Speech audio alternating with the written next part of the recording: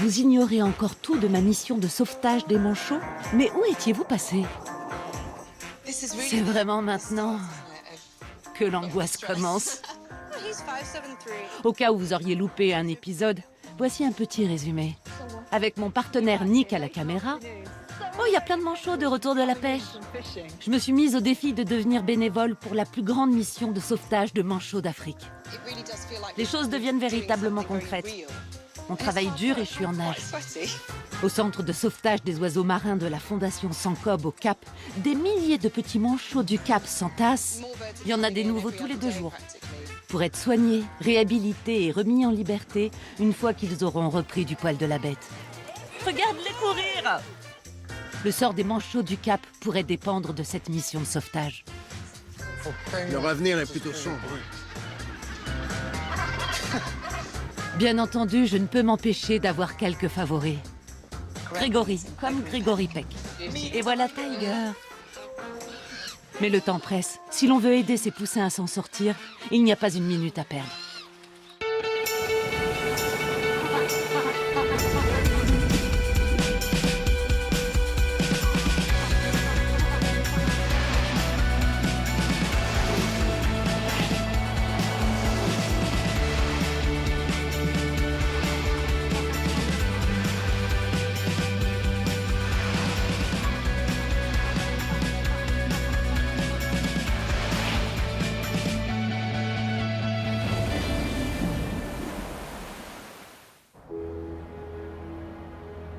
Ici, à Sankob, tout est mis en œuvre pour assurer la survie des poussins. Mais certains arrivent très faibles, comme mes 2 préférés, qui luttent vraiment pour s'en sortir. Oui, il a l'air très mal en point. Dès que nous avons vu le petit Grégory Peck, nous avons compris que ses chances de survie étaient minces. Le cas le plus préoccupant reste celui de notre petit Grégory Peck. Je ne suis pas très optimiste. C'est vrai. Il était minuscule et souffrait d'une blessure au cou suite à un coup de bec. Il a reçu des soins constants et l'équipe de la nurserie n'a pas ménagé ses efforts. Et pourrait s'en sortir? Espérons-le, oui. Croisons les doigts. Rien n'est encore gagné pour lui.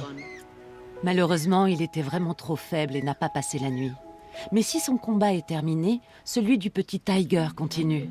Cet autre poussin en soins intensifs connaît quelques soucis de santé. Ils ont parfois du mal à digérer la bouillie. Mais vient quand même d'être mis en caisse commune. Voici notre petit Tiger. Et comment il va? Il semble s'habituer à avoir de la compagnie. Il a encore un peu de mal à avaler les queues de poisson, mais tout va bien tant que les morceaux sont suffisamment petits. Il est vraiment adorable. J'essaye de couper des morceaux aussi petits que possible. Mais je ne dois pas oublier la quantité dont son organisme a besoin. C'est un gros morceau de poisson pour un si petit gars. Et voilà, il l'a avalé. Bravo! Qu'est-ce qu'ils sont bruyants. Ils ont faim? Celui-ci a été très malade. Alors je me réjouis qu'il piaille. Ça signifie qu'il se rétablit. Tiger est encore trop frêle pour que je m'occupe de lui. Mais Liviane a décidé que j'étais prête pour nourrir les poussins plus robustes. Là, c'est bon? Garde sa bouche ouverte, sinon il va mordre. Maintenant, pousse-le vers le bas. Encore? Oui, c'est devenu de la bouillie. Enfonce-le un maximum. Une fois que c'est dans la bouche, il avalera le reste. On s'en est pas mal sorti, hein? Incroyable qu'un si petit poussin parvienne à ingurgiter un si gros poisson. Et pourtant, malheureusement, il faut qu'on les aide un peu. Victoire! Tiger est parvenu à avaler son 2e morceau. Bien joué, Tiger! Viens par là. Bravo! Regarde-moi ce petit bidon. J'ai hâte qu'on puisse te remettre en liberté, Tiger. Ce sera un grand jour. Oui.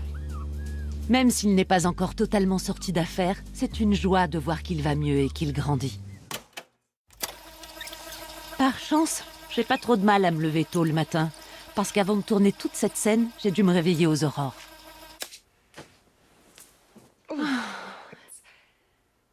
Il est 5h15 du matin. C'est un peu rude. Si je me lève de si bonne heure, c'est que ma mission du jour, en tant que bénévole, va consister à me rendre à la colonie de Stony Point à Betty's Bay et aider à récupérer les poussins. La semaine a été éprouvante, mais tout va bien et les choses iront encore mieux après un bon café. Le soleil est levé. J'ai avalé mon café et me voici en route pour rencontrer Kuan, le responsable de la colonie de Betty's Bay. Il a la lourde tâche de sélectionner les poussins qui doivent être secourus. Salut! Salut Michaela, tu vas bien? Oui, et toi? Parfaitement. Il y a beaucoup de manchots à récupérer? Ça dépend des jours. Dans ce qu'on nomme des crèches, nous allons tenter d'identifier les poussins trop chétifs. C'est moi, ta bénévole du jour. Alors bienvenue. T'aiderai de mon mieux. Parfait, bienvenue. Nous nous rendons dans la zone privée de cette colonie publique afin de repérer les poussins abandonnés par leurs parents. Suis-moi. Allons jeter un œil. On va se faufiler discrètement et voir si on peut en récupérer certains. Ah, très bien.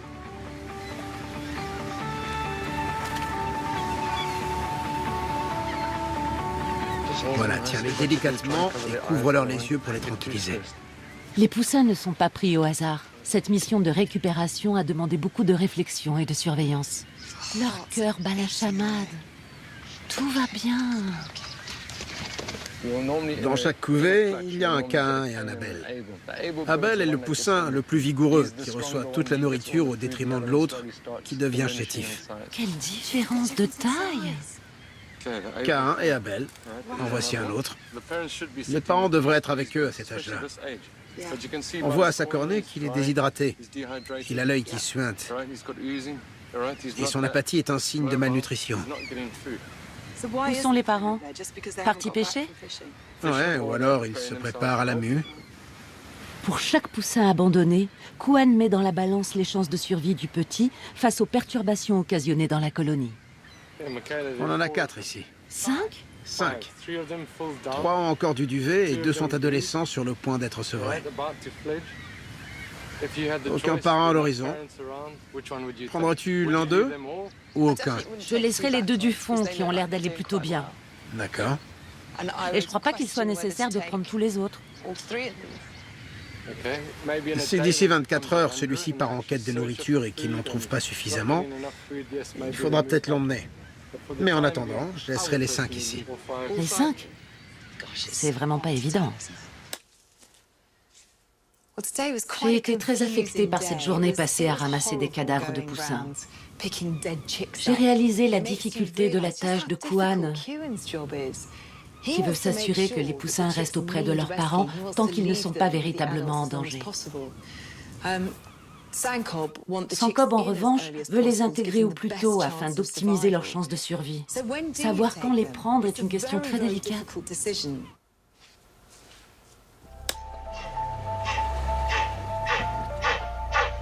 En revanche, nul doute que sans notre intervention, les 14 poussins que nous avons récupérés seraient morts.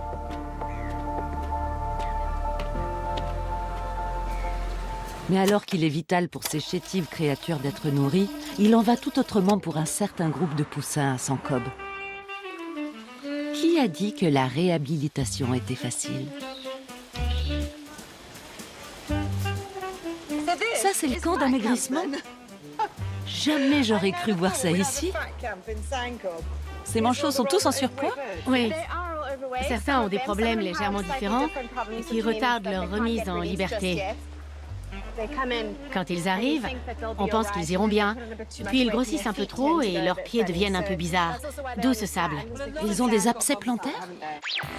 Vous qui n'êtes pas manchots, sachez que les volatiles attrapent cette affection à force de rester debout dans leur enclos. Ils sont tous régulièrement traités, mais les cas graves sont rassemblés dans ce coin sableux de l'enclos familial. Tous ceux qui en sont atteints marchent les pattes légèrement levées sur leurs talons pour tenter d'apaiser la douleur. On les nourrit de la même manière, mais ils n'ont droit qu'à 2 poissons. Mon dernier adulte, ça remonte. Faut bien tenir la tête, je crois. Quel glouton! Pas étonnant que tu sois au régime. Quand ils sont adolescents, en pleine croissance, ils peuvent grossir très rapidement. Il suffit d'un poisson en plus par-ci, par-là pour faire monter la balance. Attrapons un gros adolescent. En voilà un dodu. Il est clairement obèse. C'est un comble. En arrivant, ils ont du mal à se remplumer et là, certains sont en surpoids. Oui. Mais certains uniquement à cause de leurs pattes ou de l'état de leur plumage, qui les empêche de beaucoup bouger. Et voilà. On enlève ça et on leur fait faire un peu d'exercice. Quelques abdos, un petit footing. Prêt ? 1, 2, 3 et on court. Allez ! Et on bouge son corps. C'est pas un franc succès, hein.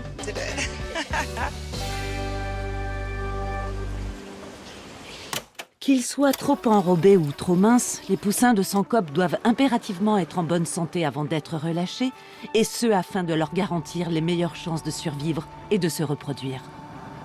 Mais les 14 petits de Betty's Bay que je transporte ont encore un long chemin à parcourir avant d'espérer être remis en liberté.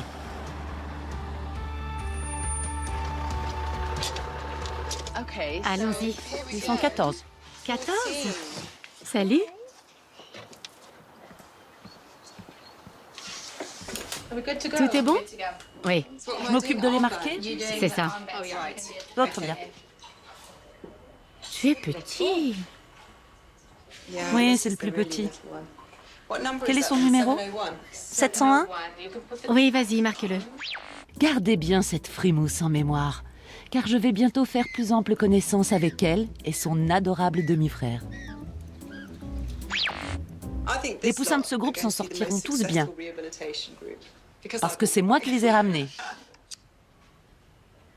Tu penses quoi de leur état, Nikki ? On ne les a pas encore tous examinés, mais les premiers ne semblent pas... Trop mal en point. Pas trop, non. Combien iront à la nurserie ? Uniquement les deux plus petits. On les mettra dans des caisses. Avoir recueilli moi-même ces poussins ce matin me rend déjà très attachée à eux, en particulier à ces deux petits bouts de choux qui ne sont pas encore sortis d'affaire. Bonjour. Salut. Salut Marguerite, j'ai deux bouts de choux. Des bébés? Ils viennent d'où? De Stony Point. Tu viens de les récupérer? Oui, aujourd'hui même. Amène-les par ici. Ils n'ont pas l'air trop mal en point, mais ils grouillent de puces. Toutes ces marques noires sont bien des puces, pas vrai? En effet. C'est normal? Tiques et puces sont courantes à la sortie du nid, mais la cendre de charbon est très efficace pour les faire tomber. Oui, je vois ça. Oh, ça alors. On leur en mettra encore quelques jours pour être sûr. Ils ont eu leur vaccin et de l'eau. Et tu les as marqués et vermifugés? Ouais. Parfait. On va donc les mettre en caisse sous la lampe chauffante et chacun suivra un régime adapté à son poids. On les installe? Ouais, allons-y. Comment vont les autres? Très bien. Ils sont à l'extérieur en ce moment. Tu es vigoureux. Oui, ils le sont tous. Et on allume la lampe chauffante.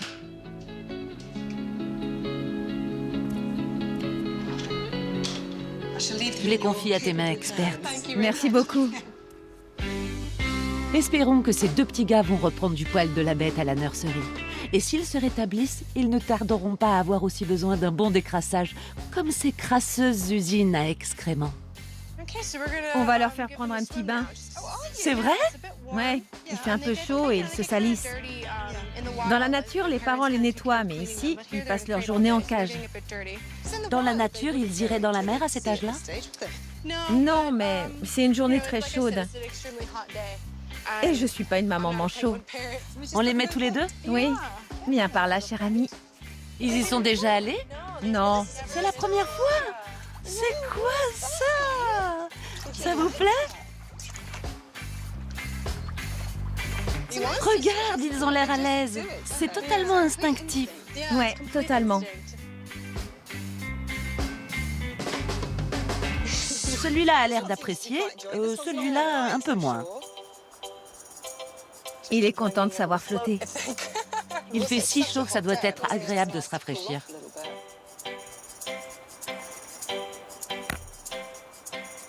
Tricheur, tu marches sur le fond. La piscine est inclinée, donc ils doivent nager de l'autre côté. Je crois que ça ira pour cette fois. Ta première baignade. Il a pu nager. Je vais juste les goûter. C'est vraiment pas superflu. Ils sont bien plus propres en sortant. L'hygiène personnelle est importante, même chez les manchots. Heureusement, les nouveaux venus de l'unité des petits n'ont pas encore eu le temps de se salir. La vétérinaire chérie vient les examiner. Voici les deux que nous avons envoyés ici. Et il y en avait que 2. Oui, parce qu'il s'agissait des plus petits. Ils ont l'air plutôt en forme. Mais tu disais que leur état peut être stable 2 jours et se dégrader ensuite. Celui-ci est vraiment très petit. Oui, il pesait 440 grammes hier, ce qui est très peu. En effet.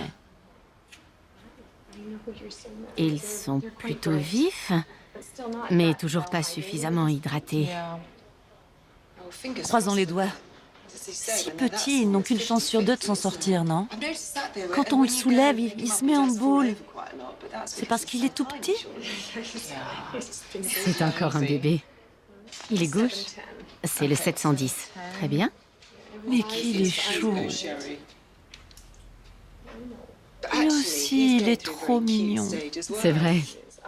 Mais oui. Tout duveteux.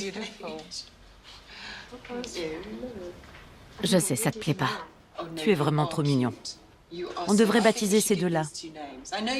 Je sais que vous n'aimez pas ça, mais je vais appeler celui-ci Betty, car il vient de Betty's Bay.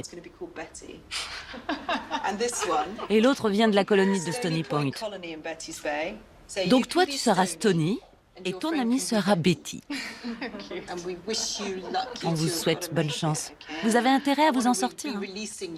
Je veux vous relâcher d'ici 8 semaines. Je ne veux pas te mettre la pression, Nikki, mais je veux qu'ils survivent. D'accord?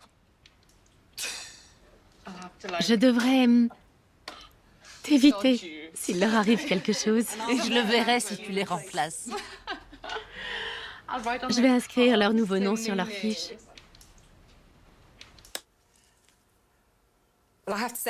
Après cette journée, un lien s'est créé entre moi et 2 des 14 poussins que nous avons sauvés à Stony Point. Je les ai surnommés Stony et Betty. Je vais les soutenir, car ils sont fragiles. Et nous savons par expérience que certains ne survivent pas lorsqu'on les recueille aussi petits. J'espère vraiment être encore là lorsqu'ils seront remis en liberté. Mais même si Betty et Stony s'en sortent, rien n'assure qu'ils seraient remis en liberté. Beaucoup de poussins ne quitteront jamais sans Cobb. Les manchots de l'enclos familial peuvent être blessés, amicaux ou un peu fous, mais aucun ne peut être relâché. String, viens par ici. Viens là, ma chérie. Salut, salut. Tu viens? Allez, tu tournes sur toi-même? Tu tournes? Voici String. Elle est arrivée parmi nous il y a 1 an et demi, alors que ce n'était encore qu'une adolescente. Elle était très faible et amaigrie et nous pensions que le problème était là. Nous avons donc tenté de la réhabiliter. Mais nous avons très vite constaté que quelque chose n'allait pas et qu'elle était un peu trop docile. Elle présente en fait des troubles neurologiques et le dépôt graisseux autour de son œil droit est plus important. Elle a clairement un comportement étrange. Elle tourne sur elle-même, comme ça. C'est surtout moi qui m'occupe d'elle. Car je tolère qu'elle soit parfois un peu turbulente et parce qu'elle est plus gentille avec moi, en général. Non, ne mords pas. Ne mords pas, ma belle. Ça suffit. Viens. Elle est un peu agressive quand on veut nettoyer l'enclos. Elle fait ça jusqu'à ce que vous soyez excédé et que vous la remettiez à l'eau.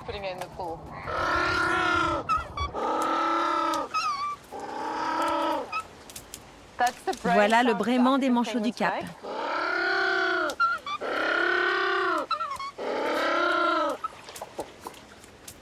Elle m'en fait beaucoup parce qu'elle m'affectionne et que je suis attentionnée avec elle.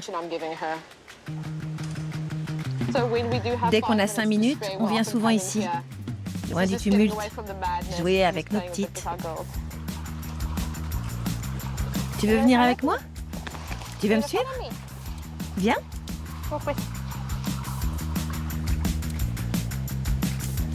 Voilà un manchot un peu maboule.